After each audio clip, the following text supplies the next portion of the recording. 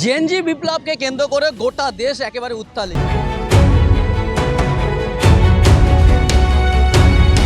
ইতিমধ্যেই আপনারা দেখেছেন দিল্লির যন্ত্রমন্তরে 20 তারিখের যে পার্লামেন্ট অভিযান, সেই পার্লামেন্ট অভিযানকে কেন্দ্র করে গোটা দেশে প্রতিবাদের আওয়াজ উঠেছে। জেএনজিরা বিপ্লব করেছে এবং এর মধ্যেই আমরা দেখেছি যে বিহারেও কিন্তু এই জেএনজিদের বিপ্লব। এবং এই মুহূর্তে আমরা রয়েছি, দেখতে পাচ্ছেন মৌলালির এখানে, এবং সেখানে পুলিশের কড়া প্রস্তুতি।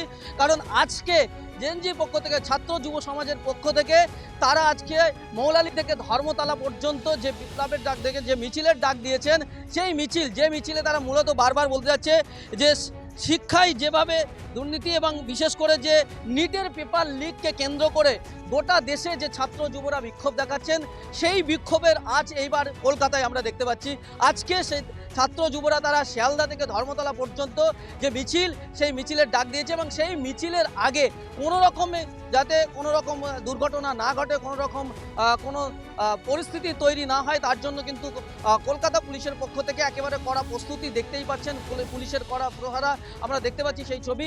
এবং আপনারা জানেন ইতিমধ্যেই যে ছবি, সেটা হচ্ছে সোনাং অংশুক। তিনি কিন্তু গতকাল তার যে 26 দিনের অনশন শেষ করে 27 দিনের মাথায় অনশন শেষ করেছেন। কেন্দ্রমন্ত্রী জেপি নাড্ডা তাকে জল পান করিয়ে তার অনশন ভঙ্গ করিয়েছেন এবং অনশন থেকে উঠেছেন তিনি।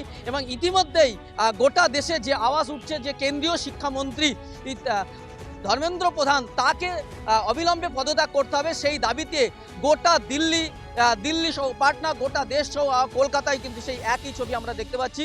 এবং সেই দাবিতে গতকালকে আলিয়া বিশ্ববিদ্যালয়ের পড়ুয়ারা তারা বিক্ষোভ করেছিলেন এবং আজকে ছাত্র যুবদের পক্ষ থেকে কলকাতার শিয়ালদা থেকে এবং সেই মিছিল যাবে ধর্মতলা। কিন্তু পুলিশ এখানে মৌলালির এখানে ব্যারিকেড দিয়ে আটকে রেখেছে যাতে করে সেই মিছিল এগোতে না পারে। এবং পুলিশের পক্ষ থেকে কড়া প্রহারা, কড়া প্রস্তুতি, কোনোরকমভাবে দুর্ঘটনা যাতে না হয়, কোনো আইন শৃঙ্খলার অবনতি যাতে না হয়, তার জন্য কিন্তু পুলিশের পক্ষ থেকে একেবারে সব রকমের প্রস্তুতি। এবং সেই প্রস্তুতি আমরা দেখতেই পাচ্ছেন। আপনাদেরকে সেই ছবি আপনাদেরকে দেখাচ্ছি যে মৌলালি চত্বরে কিন্তু পুলিশের সেই কড়া প্রস্তুতি।